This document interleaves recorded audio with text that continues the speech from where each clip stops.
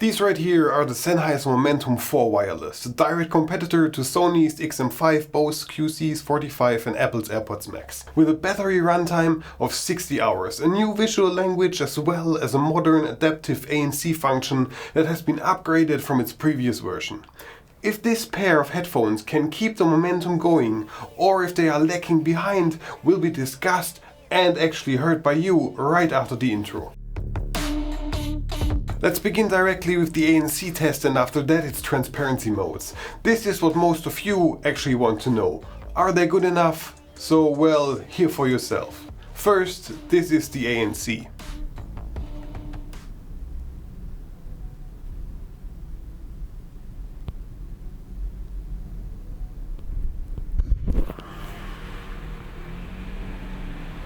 And then this is the transparency mode.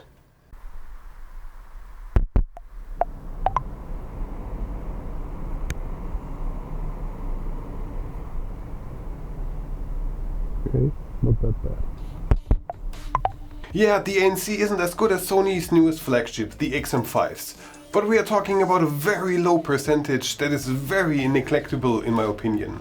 It is still much better than any other headphones I've used in the last couple of years, and it works flawlessly most of the times, but more on that later in this review. The new Momentum 4 design now follows the way of simplification, a trend which a lot of tech products have strived for in 2022.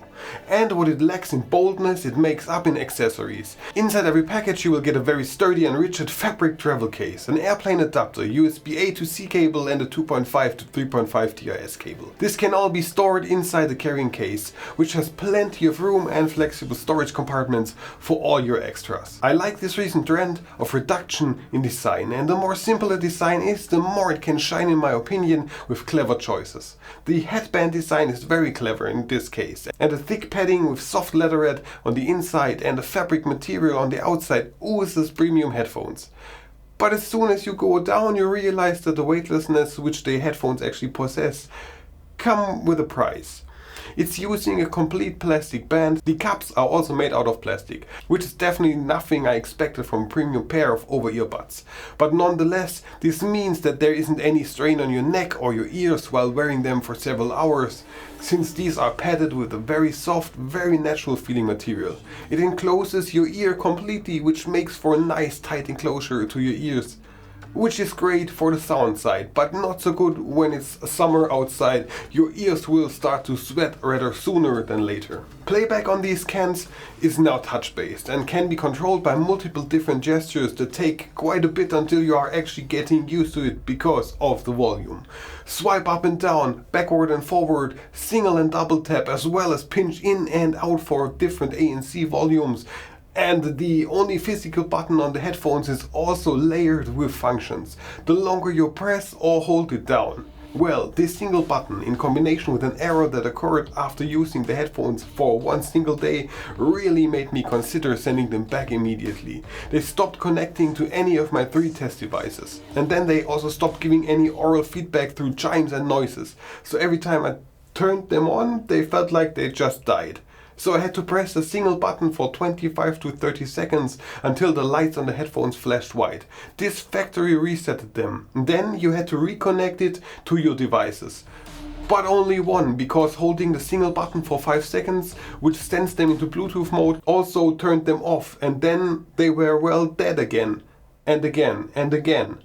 Until I found out that connecting them to the app first and disabling the on-head sensor fixed this issue, at least for now.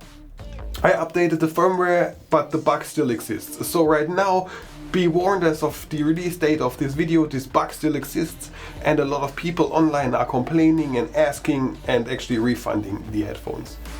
Speaking of complaining, I have absolutely nothing to complain about its battery life. No, I actually have to say this is the best battery life I have come across so far. My regular go-to over-ear headphones, the Shure Ioniq 50, which I actually have to make a review sooner than later on this channel, have a runtime of 20 hours. The same as the AirPods Max. It's great.